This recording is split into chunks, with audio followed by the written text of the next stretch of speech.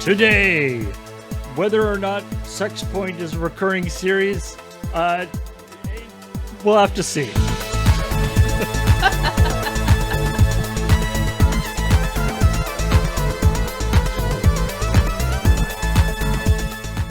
Look, I've seen the comments on the YouTubes, and clearly there is a strong vocal contingent that would like to see it become a recurring series. And also, people are threatening to unsubscribe if it doesn't become a recurring series. I think they're joking. I hope they're joking. I'd like to think that people are also enjoying a joke.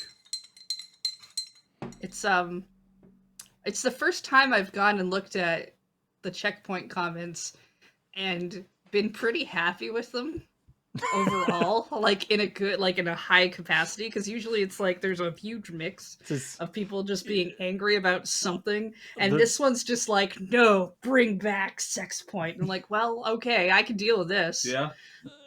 The quota of actuallys is surprisingly low. This time around. I felt pretty good about that, though. I'm like, if anything's going to be a distraction from me giving people shit about their feelings about the Switch OLED, that was going to be it. Let's start with the actually of Timmy and Tommy not being his children. Right. A lot of people say that they are Tom Nook's nephews. But I want to point out on the Animal Crossing fandom wiki that it doesn't say that they're related to him at all. In fact, it says that in Wild World, Tom Nook explains to the player that Timmy and Tommy are not related to him by blood and thinks of them as his pupils and himself as the mentor. And also, he apparently found them on the street one day. And the fact that they're organ harvesting clones. And the fact that people think that just the other two raccoons must be related to Tom Nook. Right. I don't know. I think that says more about you than it does about him. Certain jock or lazy villagers will tell of a rumor that Tom Nook found them in the streets and raised them by himself. Their full names were then first revealed in New Leaf. It's like a Bruce Wayne, Dick Grayson kind of. They're his wards. Right. Why adopt a kid? Why make yourself the parent in that situation? Why not just be like, I'm just looking after them. They just hang out all day and I'm just kind of making sure they got food in their bellies, but we don't have any sort of actual familiar relationship. I don't actually give them advice. I think that's his mentor. It's part of part of Bruce Wayne Batman's thing of not letting anybody get too close. He's like, I want to make sure that I have the option to just abandon him at some point. Yeah, exactly. If he gets too close. If I need a new Robin someday, and he will. Yeah. 4 times over at least. Yeah, Dick made it a long run before he got before he went out on his own. And then everyone else is kind of out on his own. And no one else has been as good a Robin because they keep dying. I really put that full on Batman. Spoilers for various issues of various comic books. Yeah. I don't know what that was a spoiler for. I don't know which comic books it was, but some of them that's definitely a spoiler for. Is that one, or is that I don't know. The Killing Joke is the Frank Miller one. Where is it a Frank Miller one? I don't. We should talk about video games. Yeah, comics aren't part of this show. Unless it is, sometimes we talk about comics in relation to video games. But not right now, because right now we're talking about CheckPoint. That's the show. It's on YouTube, where we talk about video game news every week. And then this is ChillPoint, where we talking about the video game news. Because sometimes I want to give you a little bit more background info on stories we didn't cover in CheckPoint. And talk about stories that didn't make it into the episode. Firstly, the Assassin's Creed story, which is look. The monkey's paw just setting aside the the Ubisoft stuff, which it's an odd thing that it's like that's the more stories we do on other things that Ubisoft has done, the more chances we get to just Remind people twist that knife that just a little they bit. still All they got to have do is just harassers. say that, yeah, we acknowledge this And is they don't going wanna on and we're doing acknowledge stuff anything? about Yeah. it, and they're not doing that, so it's like, fine. Anyway, but as somebody who has is a fan of the Assassin's Creed series, um, this is not good news for me. I can't say this is objectively bad news for the franchise. Who knows? But it doesn't seem like it is going in the direction of the parts of the game that I liked. Let's just say that. Also, this idea that like we're gonna bring all our, we're gonna have the Assassin's Creed, the next Assassin's Creed game being worked on by all our different studios. If you check out the opening credits to any Assassin's Creed game, and I remember this because we talked about it a couple times on Unskippable because we were doing the opening cutscenes for Unskippable. For like Assassin's Creed, 1 and 2 and some of the other ones, it already involves at least 4 or 5 different, like Ubisoft Montreal, Ubisoft London, Ubisoft France, Ubisoft, like it already involves a ton. I mean, I guess they're probably each have an individual like bit that they're working on as opposed to like one consolidated thing. But Right. anyway, what is kind of interesting about this? So the story is, just to catch you up. The story is that the next Assassin's Creed game, which is being codenamed Assassin's Creed Infinity, is going to be a live services style game, which Fortnite. I don't know if it's been like totally explained what that means, but my impression is something akin to like Destiny or Fortnite or whatever, where you sort of have seasons of content sort of Yeah. being continually constantly happening, lots of microtransactions, season passes. And I mean, the recent Assassin's Creed games have had big chunks of DLC added to them and season passes and stuff. But I guess the idea is the implication is this is something they could do kind of in perpetuity, or at least for a while. I mean, if you're gonna code name something to say that, Infinity is a good word to add.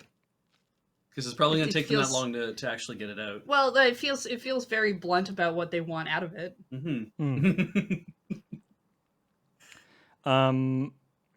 I've not actually played an Assassin's Creed game ever, but they strike me as the kind of game where you because the idea is that you jump into somebody's head, who then gets into a big future bed, and they go back in time, and they have to do various things in order to make shit happen. They have to kill certain people in order to make the things happen that have to happen in the story. I don't think there's time travel in Assassin's Creed. Well, it's not so much time travel; it's more that you're just reliving the person's memories. Right. Although there may also be some time travel, but that's separate from the animus, which is the thing that allows you to relive your ancestors. Right. First it was your ancestors, now it's just anybody. Right. And then it got turned into a video game. In the video game, like, anyway. See, it's very Danganronpa. The mythology behind Assassin's Creed has definitely gotten a little muddied over the years, shall we say? I'm not sure I understand the parallels you're making between Assassin's Creed and Danganronpa, but if they want to make an Assassin's Creed game where a bunch of high school assassins have to go through a death game, I will probably play that first. Sure. There is, I mean, both games feature death a lot, I guess. Anyway, I guess my point more is that my understanding is that this is a game that you start playing, then you play for a while, and then you finish because there's an ending. It is. Story. one of the things that I've always enjoyed about Assassin's, I'm pretty hardcore single player campaign person. That's what I go for, what I play games for. And Assassin's Creed has had multiplayer aspects to it over the years, more or less depending on certain circumstances. Depending on the different games, they've added multiplayer things or changed it and things. But it's been fundamentally a single player thing. So the idea that that might be de-emphasized Yeah. is disappointing to me. Well, and that's, I mean, it's kind of what I don't understand is that if you're, is that telling, when you tell a story that has a beginning, a middle, and an end, even if the end is, and then we continued on into the sun to have more adventures, sailing off to whatever, or actually like, our lucky star is shining bright. I keep making that joke because I fucking love it. The idea is that you've issued a beginning, a middle, and an end, and then even if you put out DLC and like here's more stuff to play. Paul, you even talked about how one of the more recent games, I think it was Odyssey or whatever, had DLC that was phenomenal and as long as a standard game would be, and was kind of like, this is the stuff I love. Yeah. The Assassin's Creed Odyssey, Secret of Atlantis or Lost City of Atlantis or something to do with that piece of DLC. It's about a 30 to 40 hour game unto itself that frankly could have just been a really solid Assassin's Creed game by itself that wouldn't have overstayed its welcome. How much is that DLC? How much did it cost for get that DLC? I think it was like $20 or something. I got the like complete edition that had all the that came with all the DLC, so I don't know, but so I mean, it's like if they hew close to that, like kind of the Telltale Games chapter model, maybe, right? Where it's like you start playing the game and only chapter 1 or chapter 1 and 2 is out, and so you start playing those things. And somebody comes along 3 months later and they want to start playing it, they can get into it as well. They don't have to be doing it at the same time you are. I guess that's maybe what this how they think of it as live services. And what they've said is that it could be like you might be, you could be whatever Bob normal guy, in the future, and be, the structure could be you just playing different people's memories, right? Right. It's not necessarily one thing.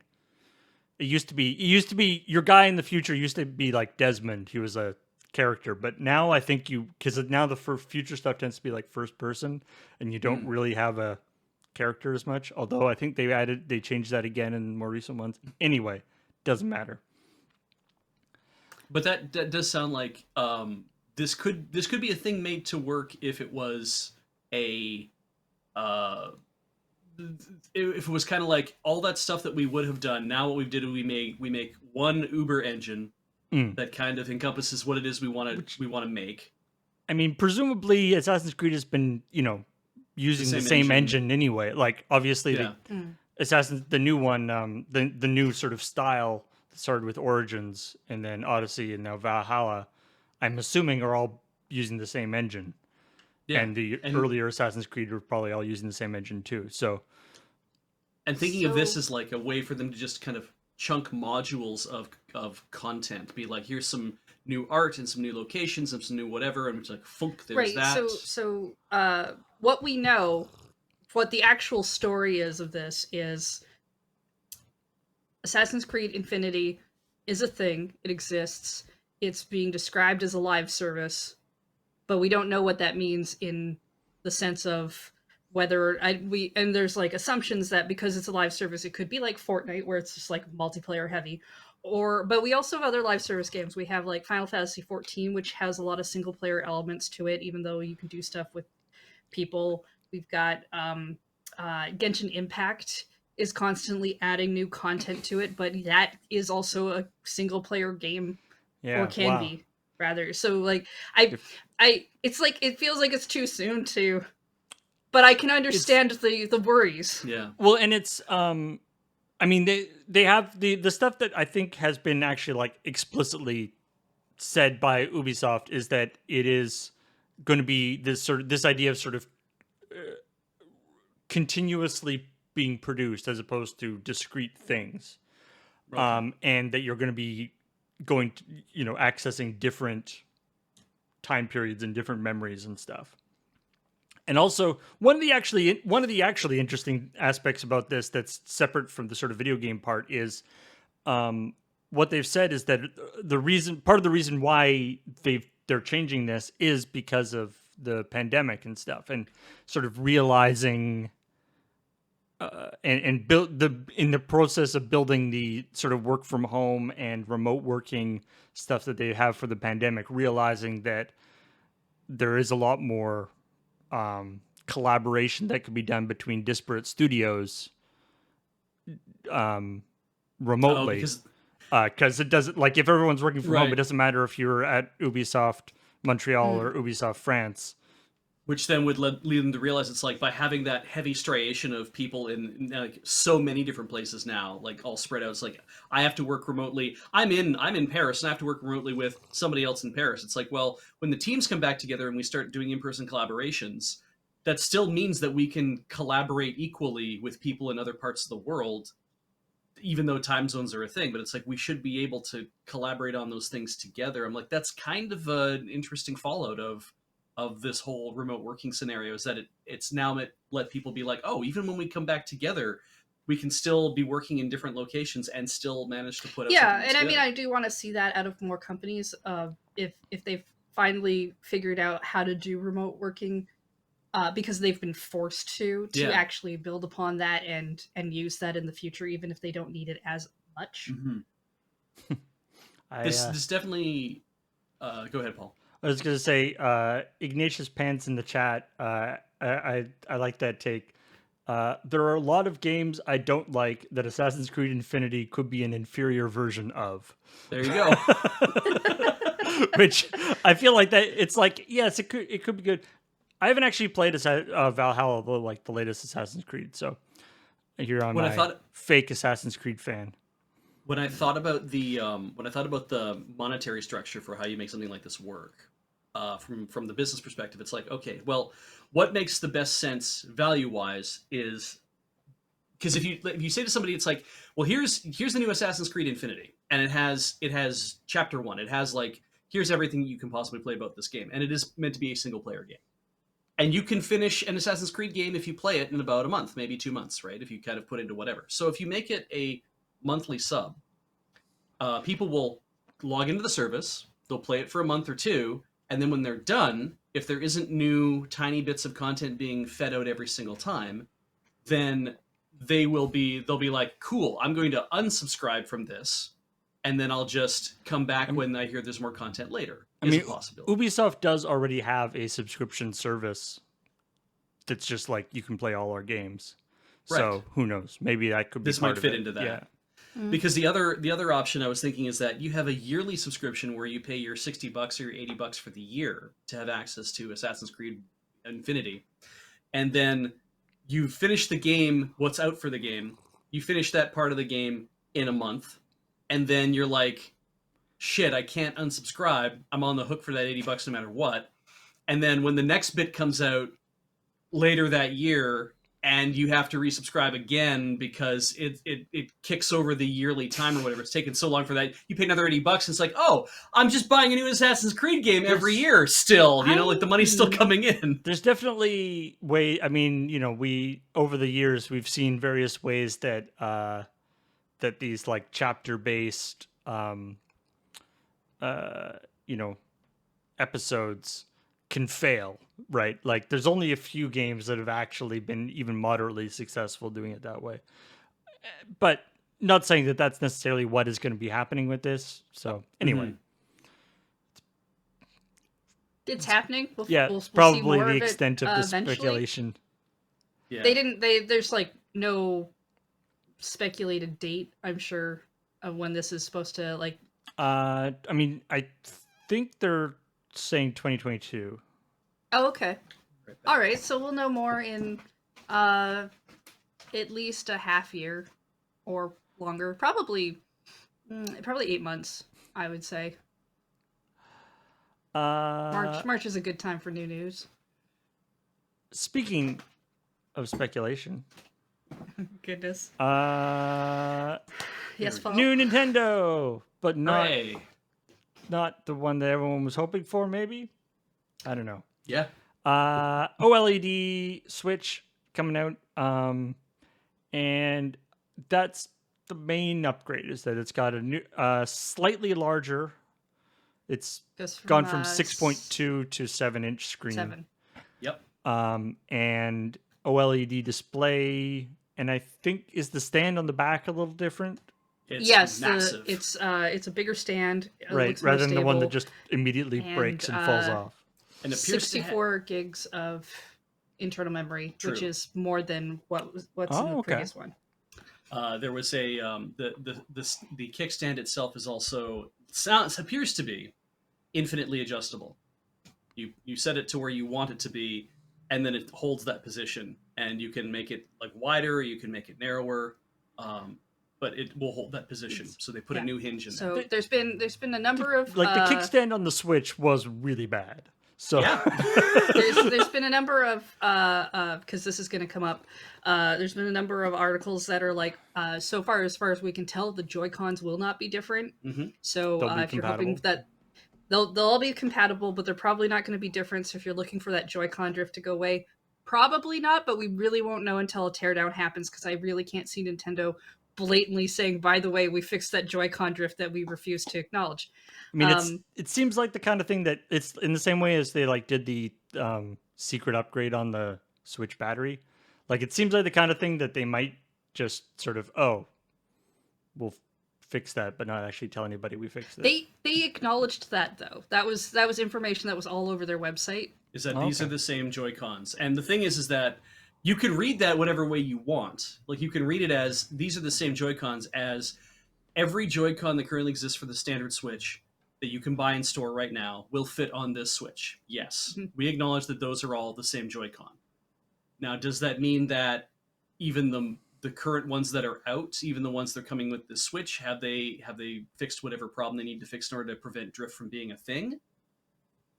Who knows? Yeah, again, that's something, if they do that, I really think they're going to stealth fix it, and that's not going to be something we know until the thing comes out and somebody does a teardown, and then they do an article. And I will acknowledge that's not great for us as consumers. That's, because I think it's important that we do know when a major failing of a like we had to send in our Joy-Cons for drift. We've had to send in ones from the Moonbase for drift. Like I've had to send packages to Nintendo way too many times for my taste. So it's frustrating, and I get it. And I think it sucks that we will never come right out and say, we have seen this problem and we have fixed it. They're going to do the Apple thing where it's like, they're not going to acknowledge it, they're not going to acknowledge it, they're not going to acknowledge it. And then one day be like, we've made a new Joy-Con. And it'll be like, oh, cool. And they'll, we've made a new keyboard so that's not the same as the other one. The other things I've seen are all the internals are the same. So no, the RAM hasn't been upgraded or whatever. And according to Nintendo's website, the battery life is going to be the same between the standard Switch and the OLED. And the only reason that comes up is because the screen's different, and therefore people are like, well, maybe the battery life is slightly better. But as far as Nintendo is concerned, they are the same. Yeah, they're the spec they aimed for was to fit a certain, we're going to put an OLED screen in this thing, so it's a little bit larger, which technically will use a little bit more power. So it kind of balances out, I guess. Yeah, and I think that's the idea, is that despite the fact that OLED screens, if I remember correctly, have become more power consistent. They've become better at managing, or they've become better for managing power. The screen doesn't become better at managing power, but how much power they use has been different. So I think it's really neat that they've done this. I have my theories. Yeah, I mean, I'm actually just like right in the middle of a podcast episode where someone's going through like the reasonings. Yeah. Of the reasons why we think this is happening this way. Yeah. So first, like Lurker Spine says that they heard that Nintendo's running low and out of the original Switch screen supply, and that's the whole reason for the new Switch. And if there any confirmation, I've not read anything about that. Yeah, I haven't either. the thing I've mostly heard is the OLED screens would potentially be cheaper for them to produce than the original screens. Yeah. The what is supposed to be running out for the Switch, and I think that's rumored, is the chips. Yeah. That they're not making those anymore, which is partially like, so what happened with people being upset about this thing coming out is their Bloomberg did an article on this, and like a good portion of what came out is correct, but then there's a bunch of stuff that's not correct, that people have been speculating on, and that's because we've gotten 4K rumors, DLSS, DSLL, one of those word things about how upgrading to 4K. We had people expecting potentially a sequel to the Switch as opposed to just a Pro, and there was like a whole bunch of rumors just kind of on their own, and then we hit a more solid rumor that's like, hey, this thing's coming out, it's October, and people were like, the rumor we heard for the thing we heard was like way further, but maybe it's this now. And so I feel like we got just like this Katamari ball of rumors that collided that were like close enough to each other that now they're stuck together. And the entire fandom, for like the 5th time this year with Nintendo, has been like, well, we expect this to happen, and it didn't. Yeah. And it's the suppositions that I make come from that same thing of, well, they're out of the OG screen supply. I'm like, maybe, but screens might not be the chip shortage is probably the thing that people were really thinking that's what's going to influence them moving to a new platform, and that means that we'll see a 4K Switch and Yeah. But what this reads like to me is what we have for production capacity. We are limited in certain cases. We also know that we wanted to make we were expecting to make a jump to what we were going to make for a 4K Switch. But what we don't have is every component we need to make those things in the first place. But what we are currently sitting on an awful lot of the things that would go into a 4K Switch. You know what we could do is, rather than sit on more stuff and wait, is we can put together this. We can actually take the OLED screen and do this. Or that might even have been part of the roadmap in the first place, to say that we know we want to get a few more years out of this thing. We need a little more time to do this. It's like, great, so what's your breakwater? What's your thing that's supposed to happen? Maybe this OLED Switch was supposed to come out in 2020, for all we know. We don't actually know. It seems a little soon to me. But they just dropped it out of nowhere, and it's kind of like, so this is what this is. This is the position they're in right now, and it's like, we don't know anything about this, but we could suppose that this is their trial run at seeing what the OLED Pro Switch, or whatever the next gen Switch or whatever, is going to be like. If they're going to keep the same form factor, if they're going to keep the same screen, if they're going to do these allow kind of them things. to test the screen tech. Yeah, and because it's like when they made the move from, and this is again suppositions, right? When they made the move from the Game Boy Advance, the Game Boy Advance SP, they didn't just immediately jump to that better screen. They went to this new form factor, and then they changed the screen out later when they're like, oh shit, we actually need to improve this whole thing, so the screen assembly has to change slightly. When they moved from the DS to DS Lite, there was that same kind of idea of like, the screens are getting this upgrade, and we're going to kind of keep everything mostly the same. But then it's like a newer feeling of the form factor too.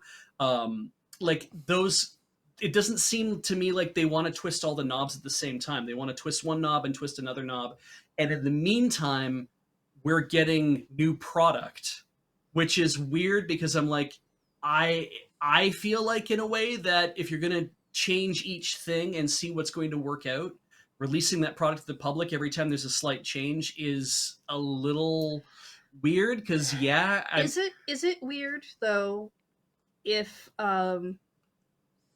this Switch ends up being cheaper for them to make than the previous one, to just put it out now, even if they don't plan to put out maybe a Pro for another year or two? And I think that's because a lot of times it's discounted economics. You're right. Especially when the Switch is constantly selling out and they can't make quotas anyway. Yeah. Isn't this more expensive than the regular Switch? It is. Yeah. At least but now, they're still at the moment. selling the regular Switch, so there's some speculation that eventually this Switch, especially if there's a Pro model coming, that this Switch will supplant base model. They'll phase out the base model one, and then this will be the new base model with a Pro potentially being like your more premium model. And then the speculation there varies between whether or not this new base model will go down in price by $50 because as I said, this is where the speculation diverges. Some people are saying the it will drop in price. When it does this. I like that. That's the speculation has gone. That's like 2 level. It's like, okay, this thing exists. At some point in the future, there's going to be a Pro model. That Pro model will have these specs that I'm very certain of. When that Pro model comes out, the price, like going, not only predicting that there's going to be a Pro model, predicting what the specs of the Pro model are, and then using those specs that you speculated on to then go back and be like, that means they'll lower the price of this model by this much. So don't buy it now. You have to wait till the next one because I know. Okay, but let me finish. The speculation is that, and it diverges a little bit. It's for some people, it's like when this becomes the new base model, it'll go down in price because it will have sold enough, components will be cheaper, or whatever reasonings you want, and then the Pro will come out, and that'll be the new premium. However, the other speculation is that this will not go down in price, and when the Pro comes out, it will be more expensive, and this one going up in price is a way to help the consumer adjust to what will be a more expensive Switch with the Pro model. Establish that as the new baseline.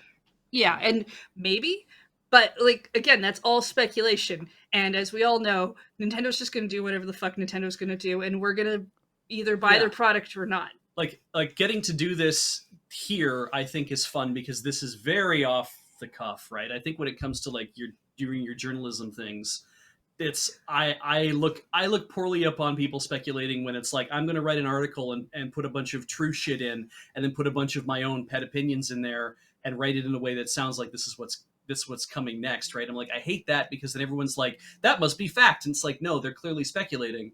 So I don't like to do that in CheckPoint. In ChillPoint, doing the speculation is interesting to think about why somebody is doing a thing a certain way, but trying to think forward to be like, well, the next Switch will clearly have this. It's like, we don't know that.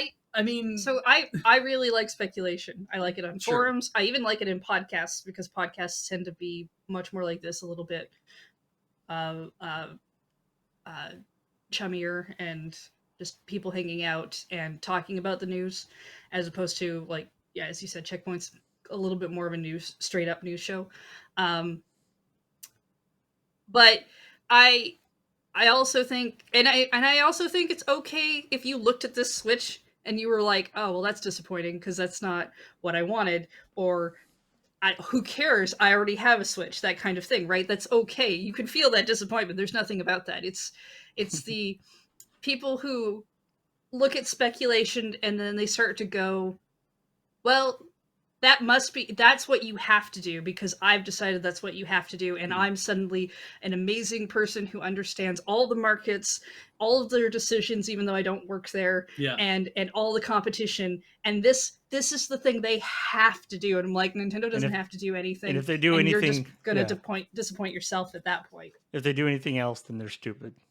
Yeah. I think it's it was mentioned a little while back that AccountMate for Ants had said, I find it hard to believe that an OLED panel would be less expensive than an LCD panel, and I believe that is the case. Is that because OLED TVs we've seen are still very expensive, though OLED is in a product form has been around for a long time. I had a Kodak camera. It was given to me by a workmate who was not using it anymore, but I had a Kodak camera that had like a 3-inch OLED screen on the back. He had bought it because of the cool screen, and then he's like, oh, I need a digital camera anyway.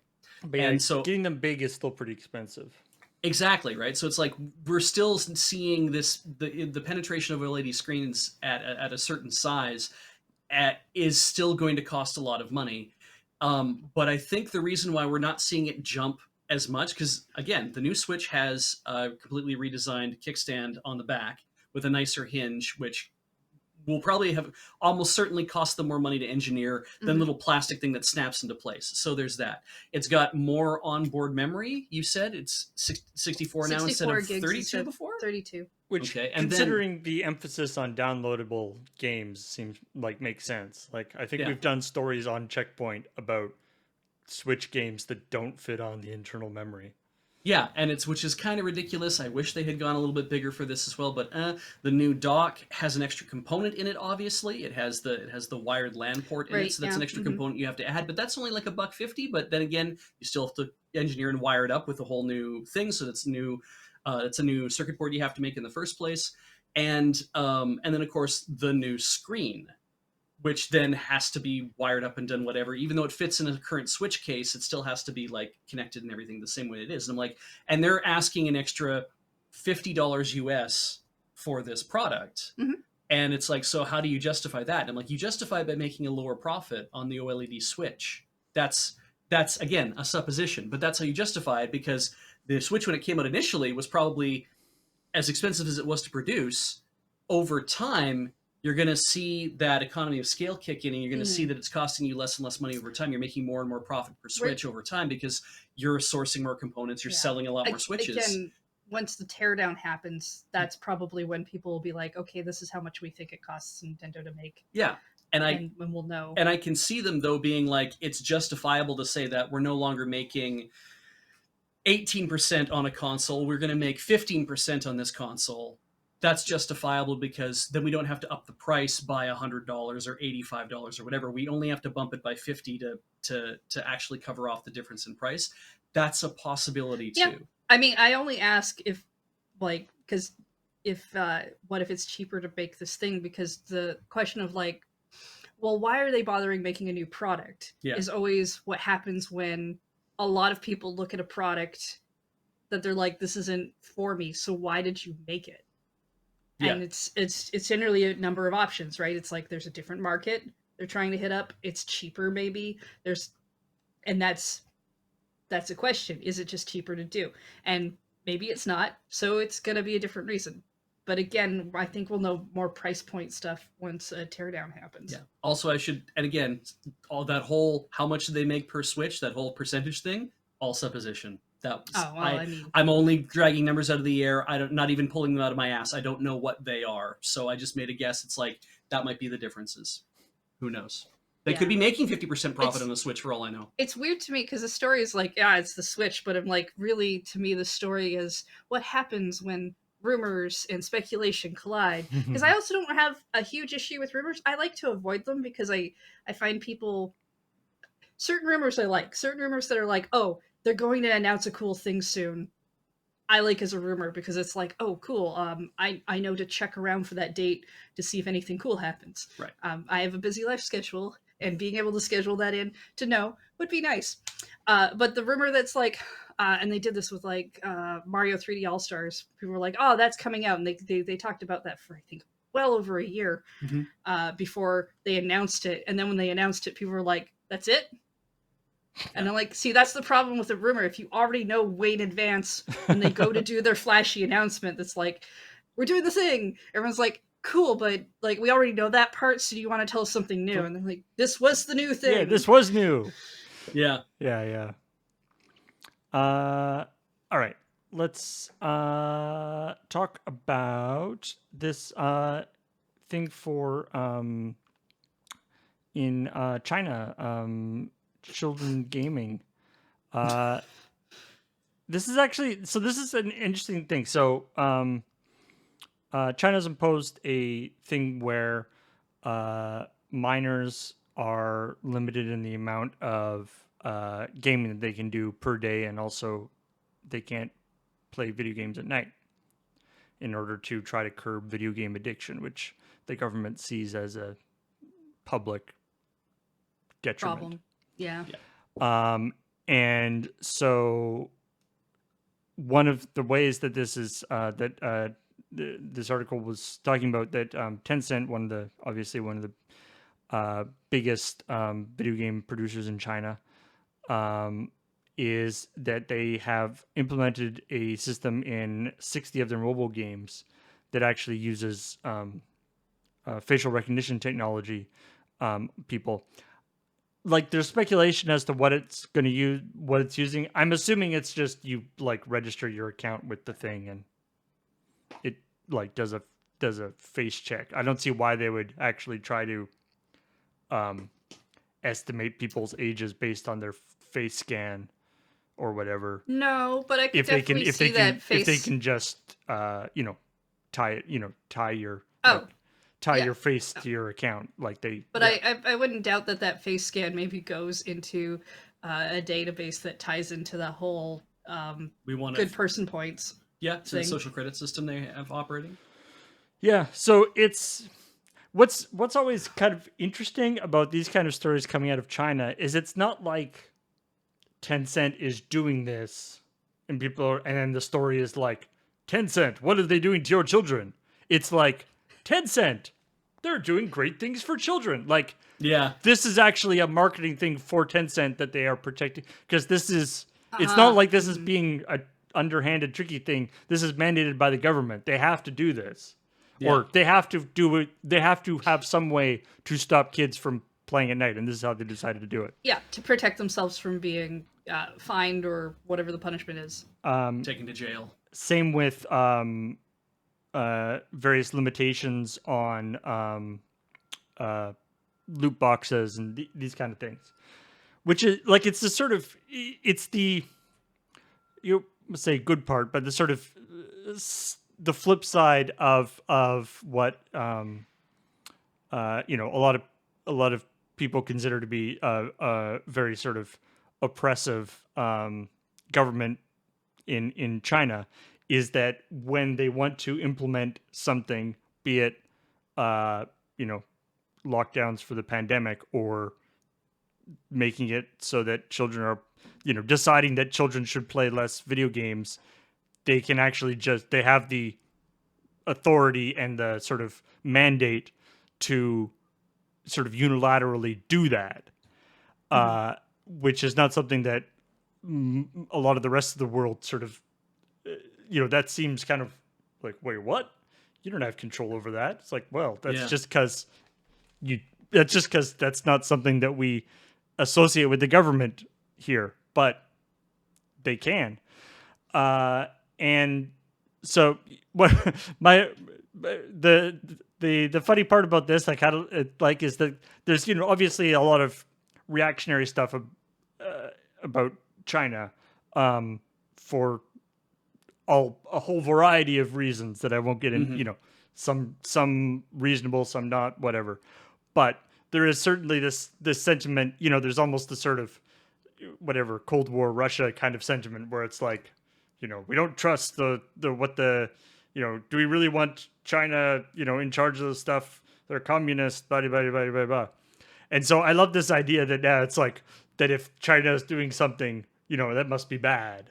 Yeah. And so it's like, right, well then, to promote capitalism and democracy, children, you must play your video games late at night.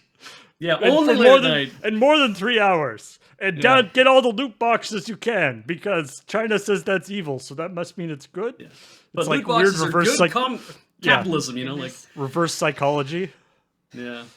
It's I mean, from a technical standpoint, it's kind of like, wow, this is amazing that they feel that this is going to be a way to make this work. And it is not but it's like, that's fine.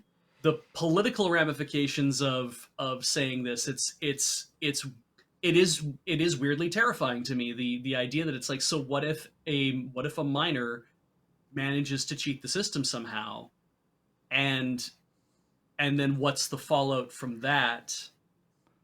Because and who knows what that could be? It could be really as simple sure. as that. Oh well, they're just like, they'll be disciplined at school or whatever, or some such other thing will happen. Or will the parents be disciplined because of the fact that their kids or they're not keeping their kids from doing whatever? I mean, I don't know. Yeah, I'm assuming this is at least currently it's at the level of don't sell M-rated games to kids in North America kind of thing, where it's like, this is what we want to be the thing that happens. Sometimes it won't, because sometimes it won't. But this is what the law is. Yeah. The penalty for not for disobeying or whatever is probably not that severe. Yeah, But- I think this is an interesting story in terms of what Paul was talking about for the PR of it, of Yeah. like, hey, look, we're doing a good thing Mhm. because look, we're protecting the children, or whatnot, and like they say this is aimed at curbing gaming addiction, right? So whether you believe that's a real thing or not, because there's arguments about that, and minors, but video game, like the addiction that video games can have baked into it with like loot boxes and stuff that are harder for a person who has an addictive personality to avoid. While minors are in that category, they eventually do become adults. So it's kind of like, are you really curbing an addiction by being like, oh, you can't play between this time and this time? Mm-hmm. Is that actually what's going to keep that from happening? Yes, it is just saying that you can't play from 10 p.m. to 8 oh, if a.m. you're addicted to drugs, Yeah. and I tell you can't do drugs between 10 p.m. and 8 a.m., Or you can only do does drugs that 3 hours stop at a your time. addiction? Yeah. Like, does that really do what they're advocating as like, look at this really good thing that we're doing? Yeah, it is kind of a case of whether or not you get, because people, you can get addicted to a lot of different types of behavior and a lot of different types of things. And so having having a federal government dictate this is the thing that we need to do in order to curb this problem, then that takes on the idea of this is what was causing the problem, and therefore we have taken steps to fix it. It's like that might not be the case here either. This might just be like, we need to do something. What will we do? We will do this. Okay, well then we have solved the problem. And if we see the problem again, it means that people are either cheating the system, or that they say they're not playing between 10 p.m. and 8 a.m., but maybe they must be doing it because they're currently. It's the post hoc ergo propter hoc kind of thing, where it's like, we've seen the result, therefore we know that the cause, that we believe in only one cause, or like that kind of idea. Yeah, if you take this at face value, so we're not getting in conspiracy theories and what the government's really doing and everything else, and the idea is we are trying to stop gaming addiction for minors, and like, again, to me, that's the whole thing of, oh, well, drugs, people are addicted to drugs, well, we'll just take all their drugs away. And I'm like, and that's helping them? It's what? Yeah, I mean, China has long had this sort of social good thing. I mean, for a very long time, video games weren't allowed in China at all. Mm-hmm. Not to say that people didn't play video games in China, because they did.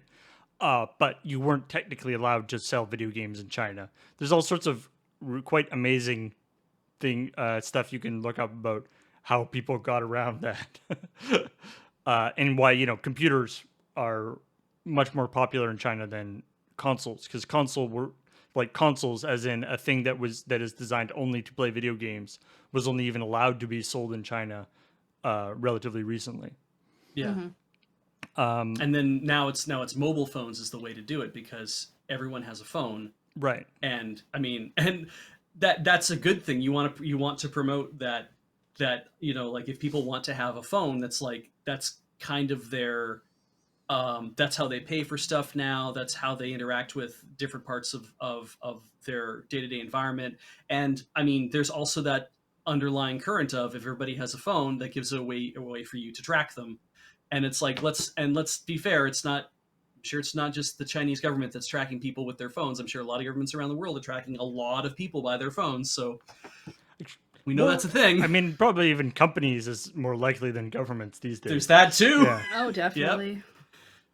So I mean, that becomes the thing where it's like, of course gaming's going to happen on a phone because everybody has a phone. That becomes much more commonplace, and so therefore mobile gaming is why Tencent, being like over 60 of their mobile games, they're putting Midnight Patrol into, because they're like, these things have a camera on them, they're easy to be able to, like, you have to scan your face in order to log in to play the game. It makes sense that they're doing things this way, because no talk about computers with webcams, right? If let's say I told you, let's say I told Graham, because he actually plays Destiny, that he could only play Destiny for 2 hours a week. Right. And I mean, that would work within his own life schedule. Sure, but... So this is a bad example. But a game like Destiny that expects you to play consistently and over and over and over again, I don't know. I look at gaming and I'm like, I think part of the problem is some of the game design, not telling people what they can do and can't. Well, there's that too. The games that are encouraging video game addiction are the ones that are designed to encourage you to continue playing the game as much as possible. And FOMO and live services. And, yep. You don't have the cool new skin in Fortnite, so why didn't you pay the $6 for that? But I guess there is this thing though that where it's like, if theoretically, if the Chinese government identifies something that they consider to be a public nuisance or a public bad thing, bad for the whatever, like video game addiction, they have the authority to sort of unilaterally implement what they think is a good decision to fix it. Whether that this is a good thing to fix it, I don't know. They could also do something like, all video games sold in China have to conform to have some you have to have cigarette package style things on. This is your lungs on video games, or just in like a 10-minute break every hour, or 10-minute break every hour, or something like. The tools in their toolbox are way easier to access, I guess, than most other places, which can create some interesting situations. Obviously, there's a good reason why the people in North America and Europe and everything have the process that they do for government thing, because we have a very different relationship with our government. But but it is an interesting situation. They can do things that we would not even consider as an option. But anyway, so the next section, which will never ever be done again. Well, no. So we had a couple of stories that were talking about people being thirsty in different ways, I guess. Yep. For one thing, the updated League of Legends, the Thresh, who, from what I understand, is sort of one of the main antagonists in whatever the story aspect of League of Legends is. And they've made them all hunky. Yeah, and what's funny is like the fallout from it is actually funnier than the fact that they did this thing. Because League of Legends gets skins for everything all the time. Oh, sure. Yeah, there's tons and tons of skins for it. Yeah, and a lot of the lady skins are very thirsty skins. Like they're very like great amounts of pinups and stuff. And so they're trying to. It sounds like Riot's trying to level the playing field by saying we're going to make thirsty skins for all the boys. Don't worry. Like we want to be sure that everybody has a chance to lust over our imaginary characters. That's the video game way. Like it's like sure, it's great. It's the sort of what do you, I forget what the thing, the like mascot thing, where it's like the ability of character designers and fans and everybody to take any kind of monster, inanimate object or concept or whatever and turn it into a sexy boy or girl of their chosen type to represent, take like giant scary monster man and be like, but what if he was a cute monster man but still kind of looked like the monster thing? the equivalent of like the tuxedo that's just like the cuffs and the Right, the Chippendales and the bow outfit, tie, right? yeah. Yeah, it's. I just thought when you said mascot too, I was like, I don't know, Paul. I don't know many people who want to fuck the Philly Fanatic. But then I was like, well, I mean, then I caught myself in my head being like, oh, there's probably a Rule 34 art out There's there. very Somebody. I'm sure there's very sexy pictures of the Philly Fanatic. Yeah, but I mean, so Gritty alone has volumes. So something about Philadelphia, right? Something about that whole state where, Sure, just the state. Pennsylvania, where it's like everybody wants to sex everything, I guess. But anyway, Sure, just them. what I thought cheesesteak. was really funny is the amount of people, because I know Gritty's from Philly as well. So what I thought was really funny though is that people are either actually mad or performatively mad about the fact that Thresh is getting this new skin where Thresh has abs and a visible face, like a visible handsome man face. And they're upset because it's like he was perfect the way he was. He was so sexy and brooding and everything when he was just a flaming skull and in armor that What I of those of us through. who are into flaming skulls, huh? How Right. about where's And that's what gets me is I'm like, and it's become impossible to be able to peel away the performatively upset from the actually upset people because the internet is the way that it is. And I was just like, I can't even begin to get into that in this story because I only want it to be about 3 sentences long. But that's what made it grab people's attention in the first place. It's not the fact that they made the skin. Who cares? LOL has skins all the time. It's the fact that people are like, why did you ruin him by giving him abs? And it's like, I mean, that's how you get content these days. Yeah. You have to be angry Yeah. all of the time. Oh my goodness, people are angry so much. I'm sorry. You're always so angry. It seems like a lot of work. But But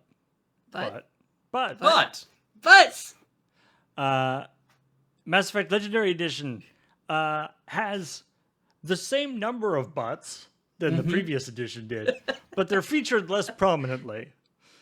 I'm not going to say it has less butts in it, because I would guess that the number of butts is probably the same. Yeah. But they're featured less prominently in cutscenes.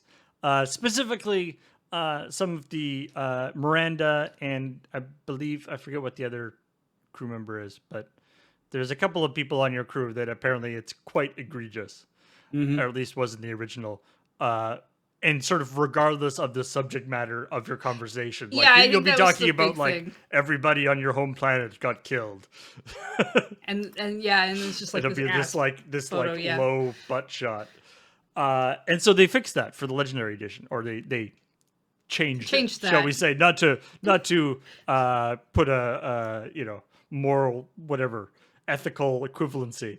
They changed it for the Legendary Edition. But of course, it is for PC, and so there's a active modding community, and so Scotina 123 saw fit to put those shots back in, but how did this person know so much about these butt shots that they knew what to put back in? I'll tell you, this is a person who, for the original Mass Effect games for PC, made a mod to take out the butt shots. So this, I like to feel that this person is just a butt shot libertarian, right? It's just like, you should be able to choose. Yeah. How many butts you see. How many butts you see. I'm not saying you should be seeing or you shouldn't be seeing, but I'm saying the choice is what's important. I mean, I think it's great because I don't look at mods because I don't play games on PC, but I assume that generally people get to know certain modders and what kind of content they put out, and like if they do a good quality job of content. And so if you're the person who took egregious butts out as a choice for people to have and then put them back in as a choice for people to have, I feel like people are going to be like, this person knows which butts need to go back in. It's good. It's good to know. They know. I hope that Scotina123 is okay being known as, you know, the butt mod guy. Or girl. We actually don't. That's true. I mean, Yeah. the butt there mod, are.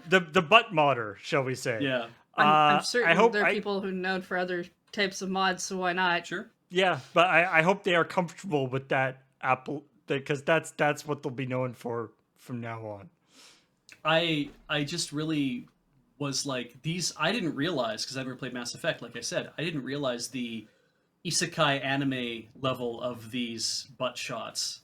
Like Oh, okay. I was just like, holy shit! You really did just put the you could put the camera anywhere you wanted. Mhm. You had that whole, and it's very simple to do compared to having to animate shit. And even then, they make choices. And I'm like, you made a choice that the camera had to be right there, Yeah. so you could be like the ass in the foreground, but the person who's actually It's, talking in the further shot. I'm like, it's- yeah, It's a person who realizes that shoulder shots exist, yeah, and they're like, but we know what we really want to see, yeah. and they move the camera down like a whole foot. I gotta ask Graham if we can somehow The- work that stuff into like future Commodore hustles or something. Please The don't. butt is So- really just the shoulder of the leg. It's true, yeah. You're right. And then finally, Animal Crossing Monopoly. No, Among Us. yeah. I had 3 stories for Sex Oh, Point. I had right, to find a right. third one because comedy works in threes. Right, Irish Among Us. Yes. Well, technically, Gralgay, which is there are about a dozen Let- different ways to pronounce that word. Let me. Do you mean Gaelic? No, I mean Galgay, like I mean in like girl games that you can play from Japan. That was the thing that caught me initially when I saw Gralgay. Is I was kind of like, wait, how is this pronounced? And it's Gralga, Galga, Gralgay, Galga, Gralg. There's about so many different ways you can pronounce this word according to people from Ireland. They had a whole bunch of male from Ireland, female from Ireland, and they never intersect quite with each other. And I'm like, I don't understand why it's such a different word coming from so many different people. We were talking about the YouTube comments. And there was actually from an Irish I saw person this. who was Great. saying the name of the language is Irish. Mhm. Like you're saying the name of the language in the, like when you say you're speaking German, you don't say I'm speaking Deutsch, right? Yeah. Like you were saying the name of the language in the language, which is kind of a weird thing to do. Yeah. And definitely because like we say that person's speaking French, not that person speaking Francais. Like it's Yeah. Okay, but then what's Gaelic? I thought Gaelic was Irish. Yes. Is it? Shit, I don't know anymore. That's the problem. Okay. That's why I said that word the way that I did, is because I was like, that's how they put it in the article.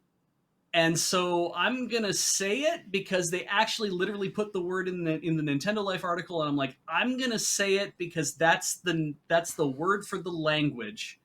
So what is Gaelic? And it's like, that's not within articles. Like, I'm not gonna even talk about what Gaelic is, so we're not gonna talk about that. And it's like, all right, cool. I'm gonna just call it this. Anyway, apparently this is one of the first sort of relatively high-profile games that has been translated into this language, whatever you want to call it, Irish. Let's call it Irish. Which is pretty neat. That people can do it. It's one of those things. I did a lot of work for museums. Worked for a company that designed museum exhibits when I was younger, and did a lot of work with First Nations people and stuff, designing their museums and interpretation centers and stuff. And one of the things, of course, that was really important to them was maintaining the language and stuff. And so sometimes there'd be a lot of stuff with going out into the community and finding people who still speak the language and getting them to and recording stuff and having the language be part of the exhibit, having translations of panels and stuff in the language of the actual tribe, even if that language is only actually spoken by a very small number of people. The idea is to try to keep it alive and keep it in at least, if not in sort of in regular use, then at least keep it so that people sort of know that it is there. And so anything in terms of, especially like in terms of this, like, you know, having it in a game or something, all helps to sort of raise the profile of a language. Mm-hmm. Well, and it's Among Us doesn't have voice acting, so your translations are in written script. Yeah, So that's a thing, and I don't think they have a ton of words in that game either. So it's a good game to try and get like a lot of. Yeah, I can imagine like the spreadsheet is not that big, you know, to fill out. And now we know. I guess now we know what the word "sus" means in Irish. I mean, you'll have to change your language settings to Irish so you can, or so you can actually view it or hear it or whatever. But yeah, because they did say in the article, we're not going to tell you what "sus" is. You're going to have to play the game to find out. It's like, all right, cool. Also, just the idea that it's like, with a language like Irish, like, do they have a word for airlock? How often does that come up? I mean, lots of languages also borrow words from other languages when they don't have their own, or they have, well, we might call it something like an airlock. They might have a more descriptive thing that when you translate it would be like captured air or something. Yeah. Right. Yeah. I mean, yeah. It's like French is funny that way because French definitely, especially the preservationists, are very much like, we need to find new words like to put into the language, because you have to, like, you know, there's not, you don't have a computer in French, you have l'ordinateur, you know, like you have, that's what it is. But then every so often some English loanwords slip through, and it's like, we'll take that for now, le camping, you know, like it's that kind of thing where it's like, we don't really have a term for it, and then the councils have to sit down and they have to work out, it's like, what would we actually call this in French? Okay, we have a new French word. It's very prescriptive, I guess is the right word, where it's kind of like, we are going to make a decision for you to say this is how it's supposed to be. Yeah. You're supposed to use this word. Language is just all made up, and it's a bunch of people agreed on a thing. Yeah. Essentially. I mean, French actually has the Académie Française that theoretically chooses which words. Obviously, people, you know, in the culture just, you know, create words too. But the English language, on the other hand, has influencers. So Hasbro, yeah, Animal Crossing Monopoly. This is an interesting story. Somebody in the YouTube comments said that we were actually correct in the after the show bit, that apparently part of the patent or the trademark of Monopoly is those 4 squares in the 4 corners. I knew it. So those have to be in there.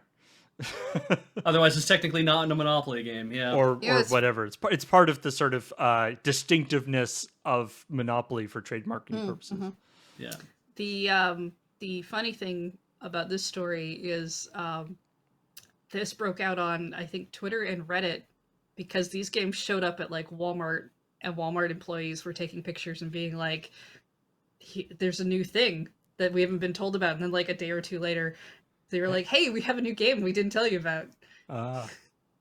That's Hasbro. Hasbro internally was like, should we announce this? I don't know. And people started taking pictures of like, okay, fine, I guess we'll announce it. But there's that sense that like, it's like, 'cause it's sort of the opposite of hype, whatever that. Right? Yeah. Oh, we better get that out there. I don't think anyone thought they'd care. This, I mean, it clearly, the comment on YouTube as well was also that USopoly is who owns the production of USAopoly or USopoly? USAopoly. USAopoly. It's harder to say. Yeah, is the company that owns the production of Monopoly games, of like offshoots of the original Monopoly, is how I understand this.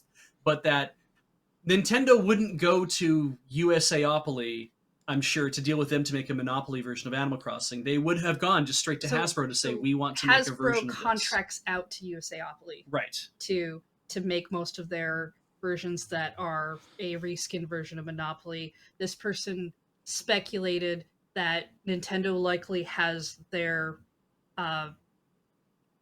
contract with Hasbro, and therefore Hasbro probably didn't go to USAopoly for this because They would have had a direct contract. They would have had a direct contract. Yeah. That's their speculation, and I just want to point out that that's speculation because they also in that comment said they used to work at Hasbro reading over Monopoly rules. Yeah, but they don't work there anymore, Yes. so they can't comment on this specific situation. But it did make sense to me that it's like, of course Nintendo would go to Hasbro. Like, you wouldn't... We need to look for the tiny company that is whatever. It's like, no, we would just go to Hasbro because they make Monopoly games, right? And that's where that whole thing would start. So but I did like the fact that... Monopoly rule reader, it sounds like a terrible job. I'm just... Yeah. It's very... I just liked the fact, and I felt a little more justified in the fact that it's like, yes, this is probably a game where they had said, here's all the things we're going to change about it, and it's still technically Monopoly, but you're not building houses and hotels, you're not building properties, you're not paying rent on properties, you're acquiring resources to be able to buy Nook miles. But you could do that anywhere, and you're not collecting rent from other people landing on stuff. And I'm like, okay, wait. At what point does the landlord's game stop being the landlord's game when you're not collecting rent? Like, Okay, what does it actually mean? I want to point out first, this is not Nintendo's first Monopoly. Oh, I know. There's several others. Also, somebody in our Discord said something about Kim one Avers, of the... I think it was, actually.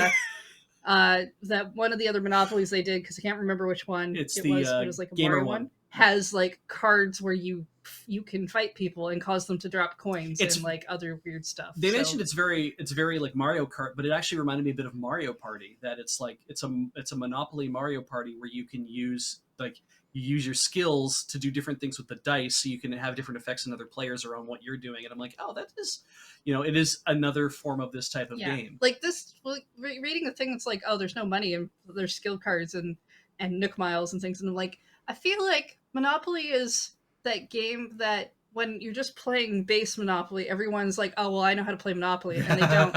And because they always used house rules and maybe never realized it, just like some of the older card games that you play with just a deck of cards. But like when it comes to a branded one, because there's always like, oh, well, in Lord of the ring's going to move around the thing while you, every time you do this, or this other one's going to have, because it's Star Wars, we decided lightsaber fights or something. I don't know what's in the Star Wars one. But at that point, because stuff is like clearly different, like there's no money tokens, you're going to read the rules, I would hope, because suddenly you're like, how do I play Monopoly without money? Yeah, it's... I do think that this probably is the, it's going to have the problem of the like, okay, that's cool and all, but like at the end of the day, you're still playing Monopoly, which is like, like there's a lot of stuff that they're like tweaking around with it. It's the Risk legacy problem, right? Where it's like, you've done all sorts of neat things, but the base game is still Risk, which is kind of medium as a game. Like, I hope this is going to be probably more... the best version of Risk you could have made, but it's still Risk. I'm hoping this is going to be more like the Kids of Catan. To the main base game of Settlers of Catan. The Kids of Catan is not at all Settlers of Catan. Well, what it is kids there's a rotating ring on a board that they put their little wagons on, and you roll a dice, and it makes the thing move along the board. And when you land at a place, everybody gets to take a resource from the place where they land. And then if you get the right number of resources, you can start building stuff. You take them out of your wagons, you can start building things from that. So based on the roll of the dice, the thing just rolls around in a ring, around and around and around. And if you land at the wood side or you land at the brick side or whatever is what you're going to get those things. And it's like, this isn't Settlers of Catan at all. There's no like building of roads and making decisions and whatever. It's basically just I acquire some resources and then I trade those in to make some things. And when I eventually get enough things, then I win the game. And I'm like, it is an incredibly simplified version of the Catan idea that gets kids interested in the idea, perhaps, but isn't so complicated as Settlers of Catan that a 5-year-old can't play it, right? And like, maybe this is what this is going to be too, is it's going to be a version of Monopoly that's so simplified that 5-year-olds can play it. I think if anyone wants to go sit down and play Monopoly these days, they should go and find a brand new reskinned Monopoly game that no one's ever played, so everyone learns the rules at the same time. Because having 4 adults sit down and be like, oh, we all know how to play Monopoly, and as you like about half an hour in start to have the arguments about how the rules really work is death. But also you can just play something not Monopoly. Yeah. Completely. There's lots of great games. So many other games. Play if you want something really complicated and overbearing. Try Gloomhaven. There you go. That sounds like a sterling recommendation there. I only got to play like 2 or 3 campaigns before we had to stop. All right, let's talk about some of the stories we didn't talk about. Starting with this is actually related to the mod story that we the talking about the add-in and removing bots. Because Nexus Mods, which is the largest mod repository for PC games, has implemented things. So Nexus Mods is a website that they have. You can type in whatever game you want, and it'll they host on all the mods and stuff. They also have and they have like subscription stuff that allows you to do fancy things. But they're implementing this a thing where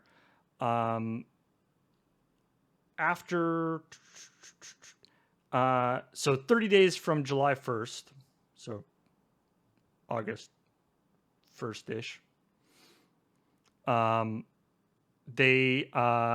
going to make it so that mods can't be removed from their database.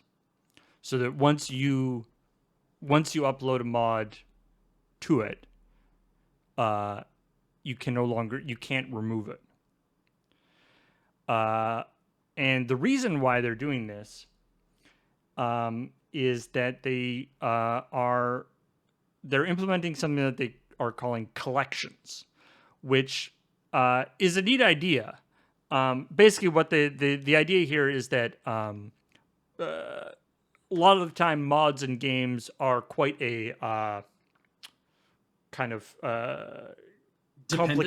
complicated affair. They're you have, and they'll especially if a game isn't actually like designed for mods very well, the mods will be interfering with each other. They can cause the game to crash, and even in games where it is assuming with mods can easily modify the same resources, interfere with each other. One mod moves a thing to another spot, the other mod tries to find it in the same spot. Or also the thing with sometimes mods have to be installed in a specific order. Like you put this mod in first, otherwise it won't work. Right, because yeah. So it's like installing Linux. Yeah, installing mods can be a huge pain in the butt. And so they want to set up being the wanting to be the place for people to go to get mods.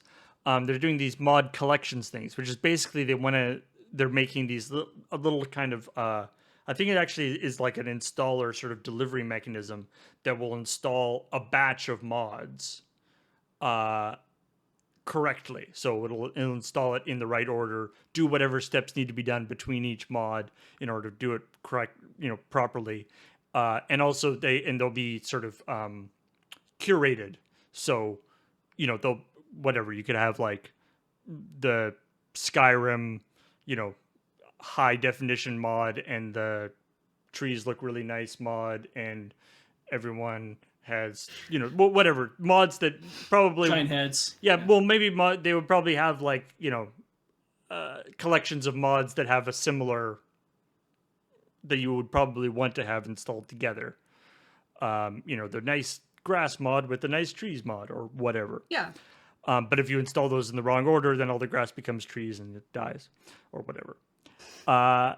So they have these things for these collections thing, and the situation they don't want to get into is they have a collection that has, and then one of the random mods in that collection disappears. And because of how these things work, sometimes that will cause cause the entire collection to not install properly because it was expecting to Okay, do a yeah. thing, it's not can't do it anymore, or one of them something moves something around.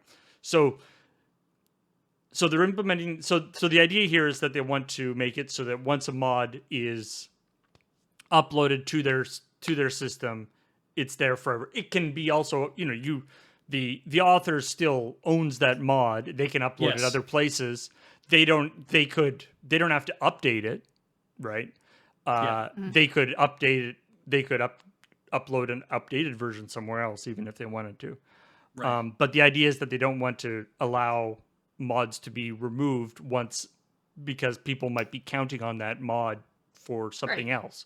You'll There be might be missing a another stair. mod based on that mod that will break. Right.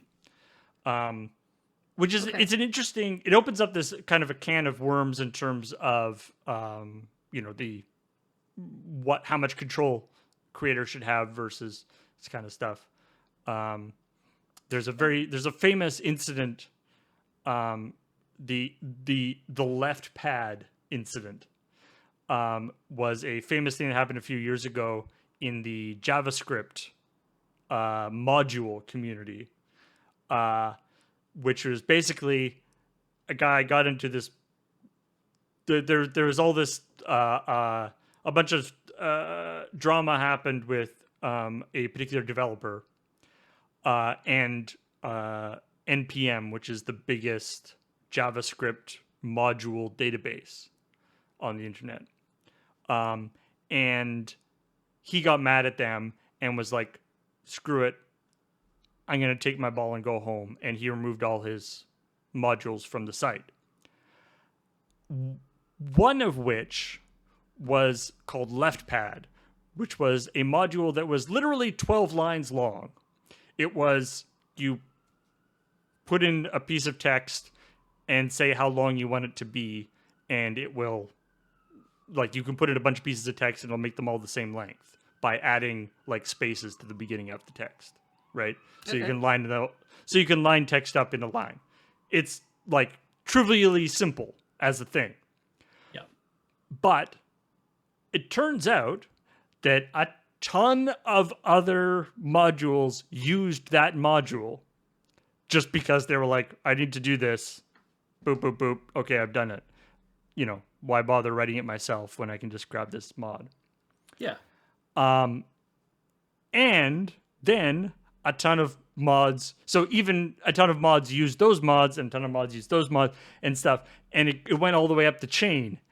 And so you ended up with the situation where very large, very important large sections or large web apps started failing, started crashing and not working. And like on like Facebook and stuff, because they were like, why is this affecting us? Oh, it turns out that one of your dependencies way down in the list actually used this random little mod that affected things. So they had to implement a thing, kind of a similar thing actually, where basically wanted to set things up so it's like effectively immutable. Once you put your thing there, we have to be able to tell people that it won't randomly disappear. Yeah. Now, obviously, this is with game mods. The worst case scenario is substantially less damaging. Yeah. You can't get the mods to run, which means you can still play a game. Right. But from the perspective of the company that is theoretically, making that's how they're actually like marketing themselves as the place to install mods. If their collections stop working, then obviously that looks real bad for them. So anyway, they're setting up this thing. There's a 30-day grace period. And I believe that will actually continue. So like if you upload a mod and then you're like, oh, I messed that up, I don't want to actually have it there, you can take it pull it away down. after before 30 days Okay. have passed. But once that has passed, they want to lock it in. There's been a fair amount of pushback on it, so who knows whether they'll actually be able to maintain it or they'll actually do that properly. But yeah, it's an interesting idea, and obviously this is a world, especially the mod community. Everybody is very, there's a lot of sort of free thinkers, shall we say, people who are not necessarily super concerned about intellectual property rights. Yeah. I think that's a reasonable thing to say. That especially, I mean, there's a lot of mods that are like not official, but like are officially a lot of games that have officially supported mods. A lot of games don't, though.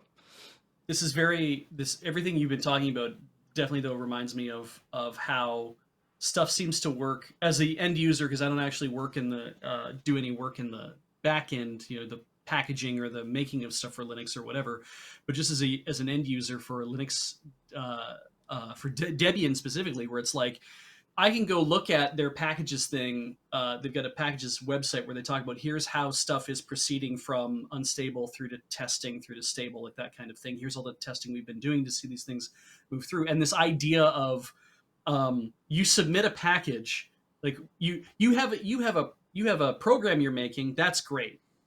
So someone in the community might come along and say, "Well, I will start packaging that program for you," and then they're the one who have to look after packaging it to get it into the overall, larger operating system or release or whatever you want to call it, the flavor of Linux.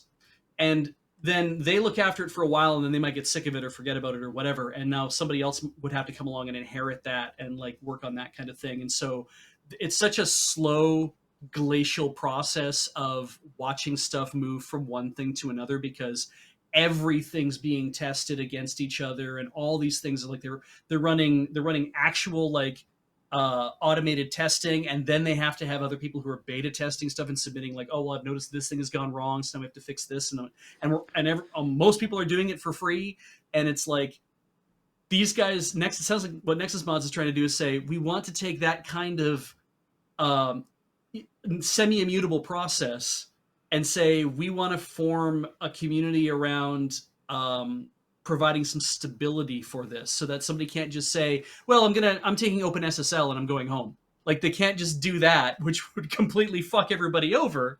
They're like, you have to allow us to continue to package these things and do stuff. And it's like, well, then how will I get paid?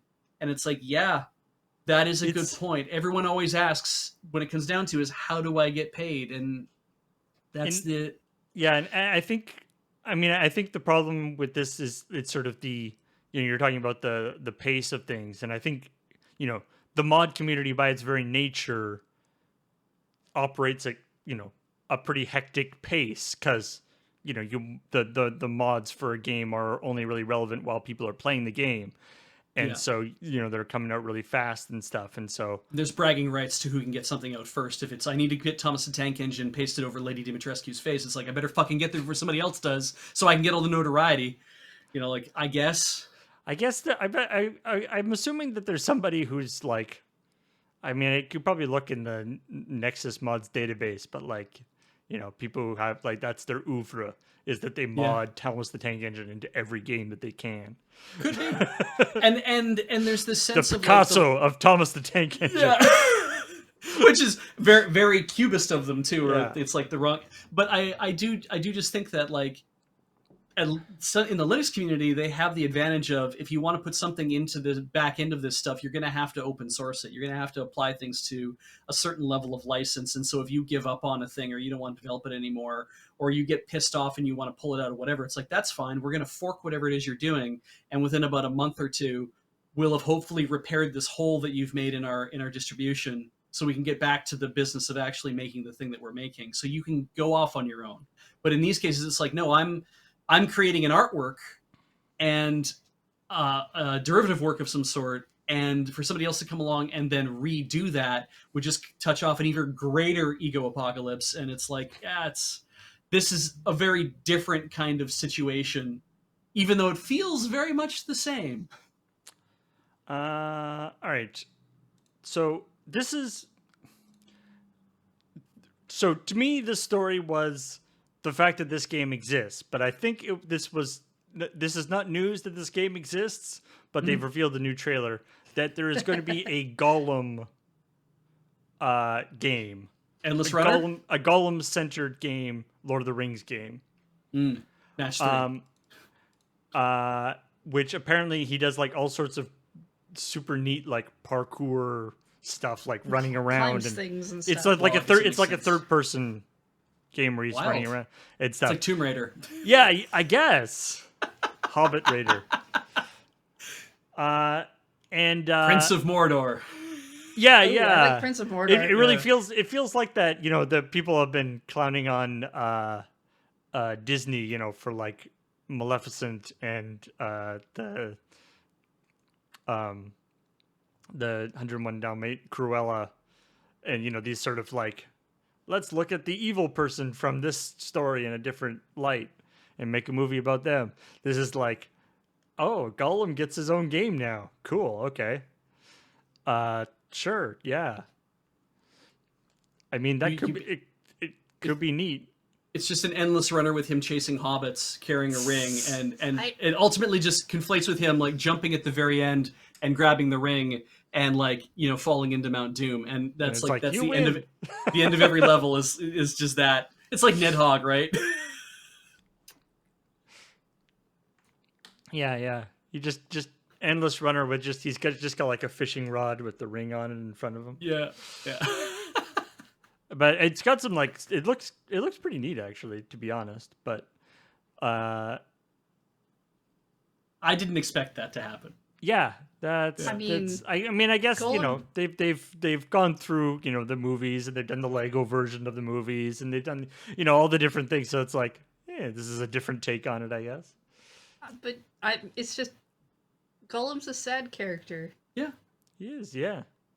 I don't think you get a happy ending. No. It's not Like yeah. I said, he runs into Mount Doom.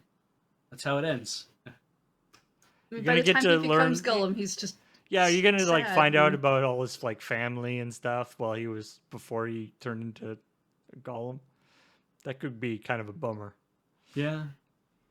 But still, sad games aren't bad games. They're just sad I games. didn't say it'd be a bad game. I would assume that if they're gonna put Gollum out, it's gonna be probably a fairly high production value thing. But it just But get Andy Serkis he's- back to he's- mocap this. he's a very mean- sad character. Andy Serkis has done mocap for a ton of different games. It seems dumb not to have him for this game. But Except he's 20 years older now. Like, I guess. So it's just because he's Gollum, he can't age. I mean, Gollum. I mean, maybe they'll need technically somebody didn't else to age, do so- the acrobatic stuff, but he could do the like all the like facial animation and the voice and everything. Pokemon Go has just crested $5 billion in 5 years. in revenue. Yeah. That's not surprising. That's not a profit. That is, you know, they do have to pay for the other things. You know, like when they hold those events when they don't let anybody play the game. Oh no! It's not that they don't let anyone play the game. They just completely, massively underestimate exactly how much internet they're going to need for that many people playing the game all at the same time. Which is fair. I mean, you know, it's hard to pay for enough internet when you don't have that kind of money. I $5 billion said- bucks in revenue. I sense some bitterness on your part there. It's just kind of amazing to me that it's like they're making fat bank and they didn't expect that. You know, we're going to run an in-person huge event and we didn't make any allowances for people to have enough internet to do the thing. And it's like, who I mean- didn't think that through? I feel like there's from what I understand about these things in terms of like, especially in terms of you know, the Density of frequencies and stuff.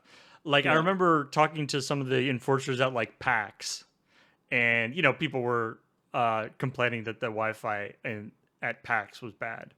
yeah. And the enforcers, one of the enforcers that I was talking to was, you know, part of the team that had said, and you could see like there were like wireless modems like behind, like basically attached to the back of all of the like maps that were just, so they were just like all around. There's this big like mesh network and stuff. But he was just like, look, there is no wireless network, like no Wi-Fi network that you can set up in a sort of temporary space Yeah. that can deal with like 10,000 people all trying to connect at once.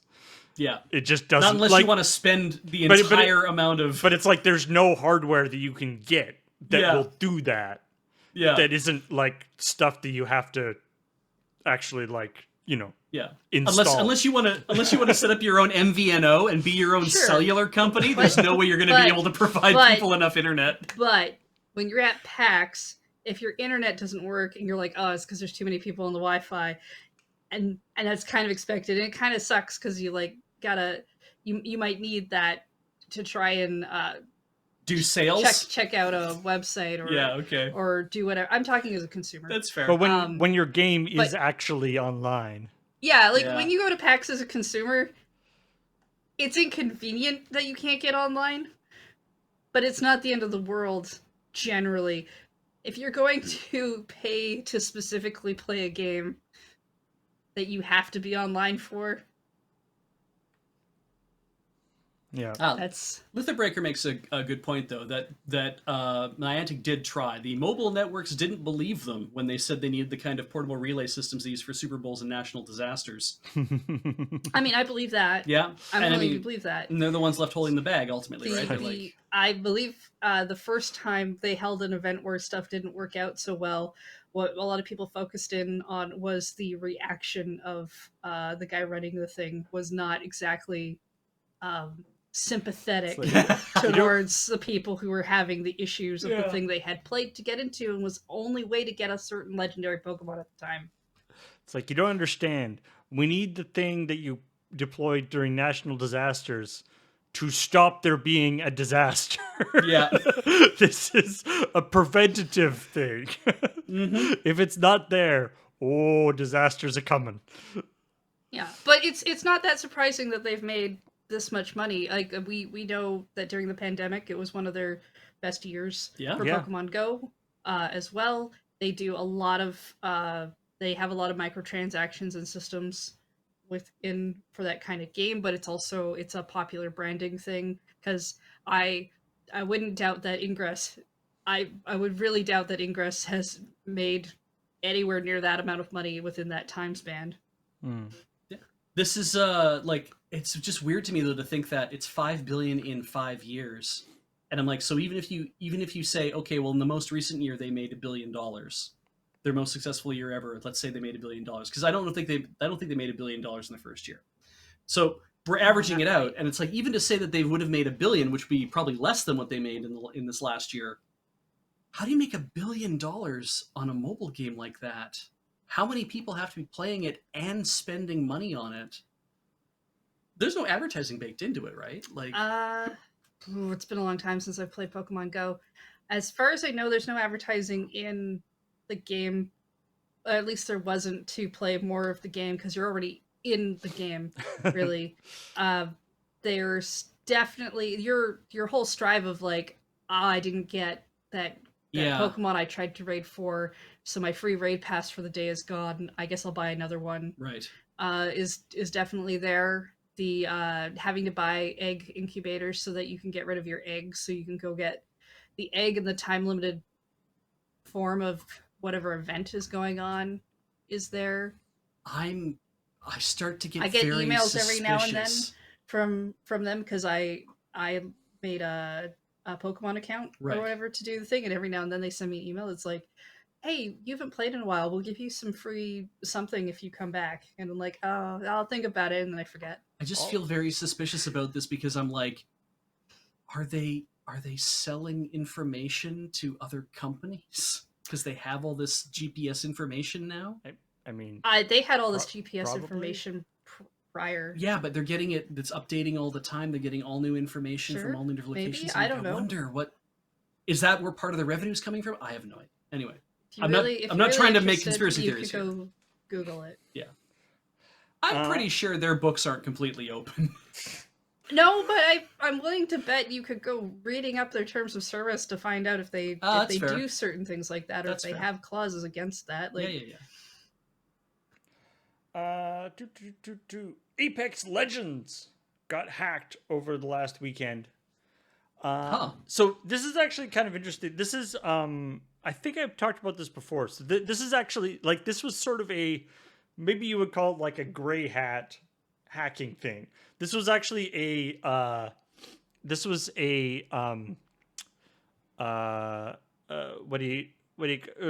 was more of like a performative hack as opposed to actually deliberately trying to damage it. So All right. the issue here is with Titanfall, not actually Apex Legends. They're not the same game. So Titanfall and Titanfall 2 have Titanfall 1 in particular has apparently been essentially unplayable for the last year Okay. due to hacking. And not due to hacking in general. Apparently it's like one guy or a small group of people Okay. who just I remember hearing about has this. some weird grudge against Titanfall and also has some crazy hacking ability or was a former developer or something, but is able to just take down the servers whenever he wants, and ban people who are like anybody who's streaming. He'll just jump into their stream and ban them, and like all this weird stuff like that. And effectively games won't, nothing will fire, nothing. So and games just like won't work. And so it's at the point where people feel that it is actually like unethical for Respawn to be selling the game because you can't play it. And apparently Titanfall 2 is, while better in the sense that it is sometimes playable, apparently it is also very problematic in terms of playing it. People often get kicked out of matches, end up in a match with nobody in it. They'll get, they'll not only, and it's not even like people will get like banned or not banned, but like dropped out of the matches and never be able to come back on again, even if they're like changing to different accounts and stuff. Like it's blocking their IP addresses. Weird. Okay. There's bots that what happen, like people will like start a match and then it'll immediately get filled with bots that will, so normal people won't actually be able to get in and play. Like it is just a total shit show. And Respawn has, at least people feel that Respawn has not been addressing this sufficiently. And again, to the point where it is unethical to be selling these games because it's just not playable. There's no way for them to stop the hacking to make the game playable, and so you're kind of. And so the idea is that Respawn doesn't care because all they care about is Apex Legends, which is the new hotness. So some other people hacked Apex Legends, Titanfall 2 and Titanfall. And so for over the weekend, it had there was just big messages like when you logged in. When you tried to like create a game, there was like TF1 is being attacked. So is Apex. This is repeat instead of like where you choose your mode like battle royale or whatever. It has the text being like go to savetitanfall.com. All right. And so these people were basically it was a protest thing to try to get Respawn to actually address these problems. Right. Because if they care more about Apex Legends, which is what people are saying, then you mess with the one they really care about. But I like the article. There's an article on this on The Gamer, which is entitled "Congratulations, Titanfall hackers! You made a bunch of devs work on a Sunday." And so, I mean, Apex or Respawn's position is that they've been working on trying to fix this hacking stuff this whole time, right? And I guess they're just being outmaneuvered. How much they've been doing that, who knows? But yeah, and how much are and even there's the sense of how much are they able to do that? Like that, which is the question is there something for me. fun? Yeah, it's like the idea is that Titanfall, at least Titanfall and Titanfall 2, have something fundamental about their engine that makes it so that it's can't be fixed. Well, or that you don't have the resources available to be able to devote to fixing this thing as fast as you possibly can, because if the dev teams are like, we have maintenance teams on Titanfall and Titanfall 2, hey, there's massive hacking going on, it's ruining the game. It's like, our maintenance team is 3 people because we can't afford to put any more people on there because we can't afford to pay more people. And it's like, well, then that's a question.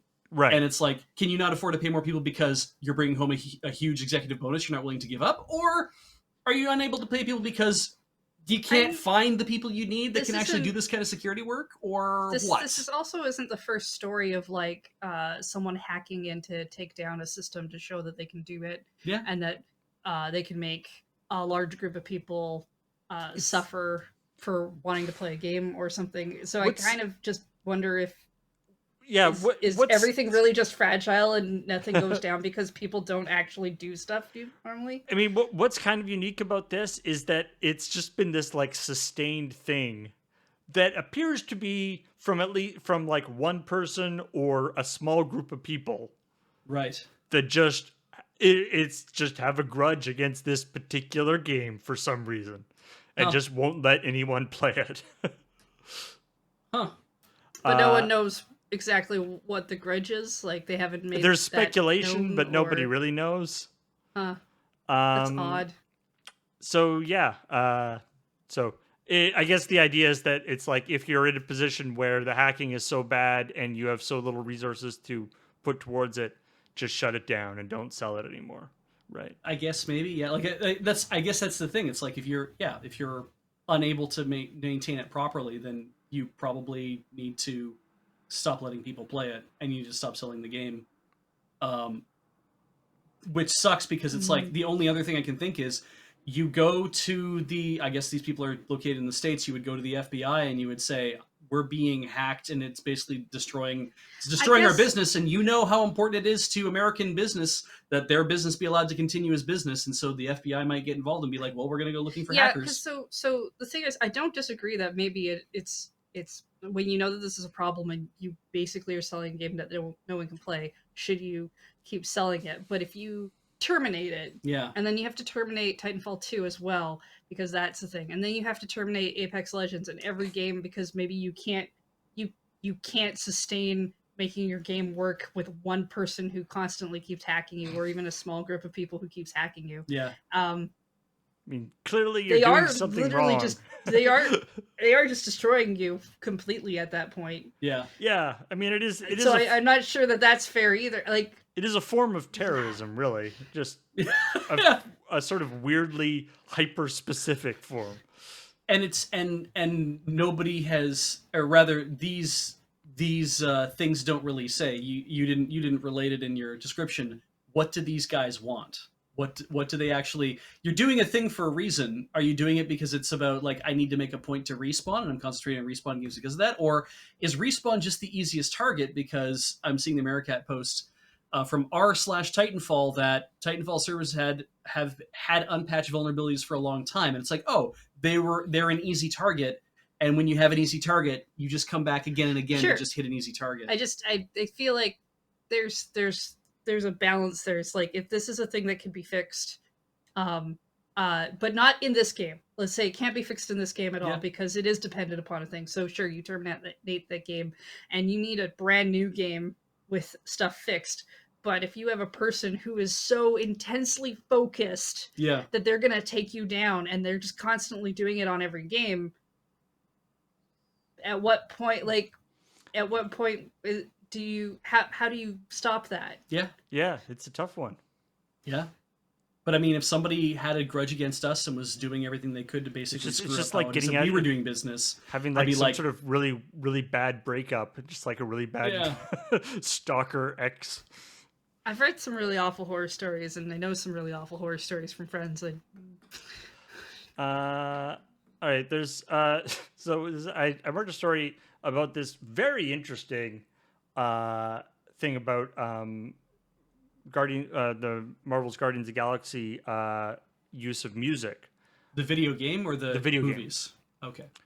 So the video game that's coming out, it's got a ton of licensed music in it. Apparently, they're going more for like 80s and 90s music as opposed to like 70s, like the that makes sense for that kind of because they want to sort of differentiate it from the movie. and so they talked about that they have all sorts of stuff with like there's things that are particular fights are actually like semi choreographed things. There's a move that you can that Peter Quill can, or Star-Lord can do, that to sort of buff his whole team, where he basically like puts on like a jock jam or whatever. Like it puts on like a song or whatever, and all this stuff, right? And so apparently, like, it sounds really neat, but then of course at the bottom, because the story we talked about Guardians of the Galaxy previously on CheckPoint was that they're gonna have a streaming mode to deal with the music licensing problem, right? And so it was great. I was like reading this big long article, like this interview with the developers talking about all these great things they're doing with music, and there's the thing at the bottom. It's like, we'll also have a streaming mode that basically all of that will be gone. Yeah. So enjoy that. Yeah. Have fun playing it on stream. Yeah. It'll just be haunting silence. Oh, so they're not even replacing it with like one song that's copyright free. It's Or just like it's fucking just, Morse code or something like. I mean, they didn't just say silence. what they said. They're gonna like that they're on the streaming mode, which will avoid it. They didn't say what it will be replaced with, but I'm assuming they would be saying more about it if it's going to be good. That's true. Yeah. Yeah, fair. Or it's just going to be 433. I am kind of curious to see somebody stream it now. And finally, Red Dead Online, the Red Dead Redemption 2 online portion, pushing out a new event, which, I mean, they do quite often, but this one, it's called Blood Money. And you're good to do a bunch of new criminal missions. So debt collecting, kidnapping, coach holdups, robberies. And be grizzled, do crimes. Okay. Yeah. But so the two parts of this that I find funny is that one, it's just like, hey, we're doing a new update and we've invented all new crimes for you to do. It's like, yay. Also, Cool. There's apparently the thing with this is there's a new commodity that's being, so basically it's that like there's this like secret currency between outlaws called Bitcoin. Capitale, or capital with an E on the end. Capitale. Okay. That so you can do these missions to earn this new kind of currency, which will allow you to do other stuff. Probably buy things for your character. Or If I get whatever. the secret currency, can I do better crimes? You can engage in capitalism, presumably. Does that let me do better crimes? I guess so, yeah.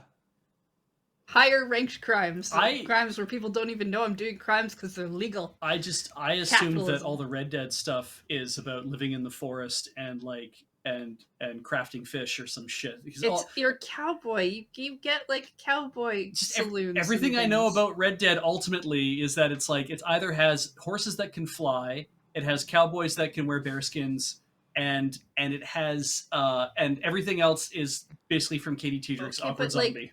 What I feel cowboy like do your you know is perception just might be a little sleeps bit in the woods all the skewed. time. Probably. Like, I don't They think sleep in the desert. the like a bunch of people played Red Dead Redemption. It was super fun. Doesn't really get made into an article No.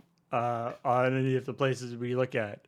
True. So yeah, the flying horses, or the wasn't there one where just like people were just like there was just like dead bodies spawning in everywhere or something at one point. Probably. And there's a bridge that can launch you into the stratosphere, so hello. Yeah, like a lot of Don't need to online do that things. task anymore. All right. Well, I think that was all the stuff we wanted to talk about. Nice. Yep. Yeah. No more news occurred ever until next week. Yeah. We put a freeze on that production. Yeah. Or however that Between Thursday afternoon and like Monday morning, nothing interesting happens. Nothing happens. Yeah. Yeah. What do we got coming up? We've got nothing. So, firstly, we have nothing tonight. Because normally, Friday Night Paper Fight would be starting 4 minutes ago. Because we started late. We started an hour later. So nothing tonight because there was the Fam Jam all this morning. Which, if you haven't seen that, you should check it out on the VOD replays on our channel and Everybody else's channels. Most of the other channels, I think. Anybody who keeps VODs anyway. But then tomorrow we've got a full day of various streaming things happening because Adam is back to Returnal, which I definitely heard him say that it's like one of his favorite games of all time. Nice. I think you mean he's going to return to Returnal? Yeah. Returnal? Returnaling. Adam's Returnaling. It's a roguelike, right? Yeah, it's a roguelike. How does it have an end? Because some roguelikes have ends. You've been playing Hades, right? There's an ending to that. I haven't found it yet. Yeah, well, I mean, you've got the midway. And then after Returnal, speaking of things that have no end, James is trying to escape from Tarkov. And I don't think he's going to make it. I'm going to level with you right now. I personally think he gets too into backpack sorting, and he's not interested in making that trip all the way out. He's more interested in making the perfect backpack. You can't escape from Tarkov with a messy backpack. It's just not going to happen. It's not done. They won't let you through customs if you do that. Yeah, James escaped from Tarkov, and then they made an update and brought him back in. On Sunday, more Returnal. So Saturday and Sunday Returnal, bright and early in the morning. Followed by more Wandersong on Rhythm Cafe. Yep. You enjoying that one? We've discovered the actual hero who is a jerk, and while we try to go and save the world as a bard, who the world constantly keeps telling us that we're not a hero, so we should quit it. By getting all the song pieces together to potentially save the world, the hero is going around and killing all the things that will give us the song pieces, so we might have a problem. This hero, it doesn't sound like a very heroic type. They're not. They're mean. More Returnal. And then Eternal. Returnal. Ben Wheeler is going to be playing Eternal. And I actually haven't heard anything. He hasn't said. I haven't heard him say anything about it yet. But presumably he's already played it. At least once. He played it last week, I think. Yeah, is when he started. And he's still continuing to play it. So it is still technically a card game. Then it didn't turn into something else. And then on Monday, it's the Can't Draw Horses Club with Corey and friends. Followed by the finale of this particular group of Candlekeep Mysteries. Who knows? We may come back to it at some point, but this is it for this particular batch. There are many Candlekeep Mysteries, and we're doing 9 for now. Apparently, it's called Candlekeep Deconstruction. Deconstruction. Which with like a K? Yeah, sounds interesting. I'm gonna have to double check the spelling on that one when I make the thumbnail. Apparently, this was made by the NetherRealm, the people who do Mortal Kombat.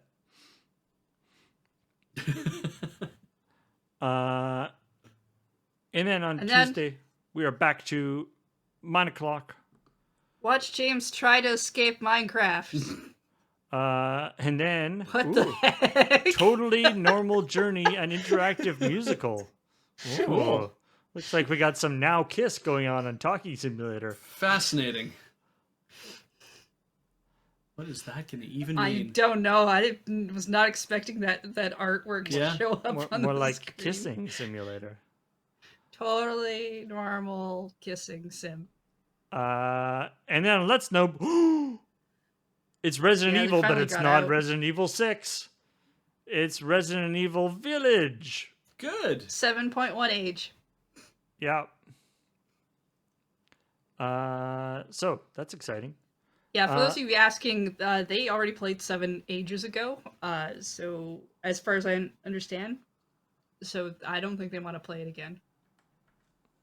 That's fair. Yeah. Played it out of order like Memento. All right. Let's thank awesome people who subscribed during the stream. Starting with Soaring Dragon 42 for 19 months. And Dino Phase for 16 months. Welcome back. Nice. Viscount Sticks for 11 months. Welcome back. The Mate for 42 months. Thank you.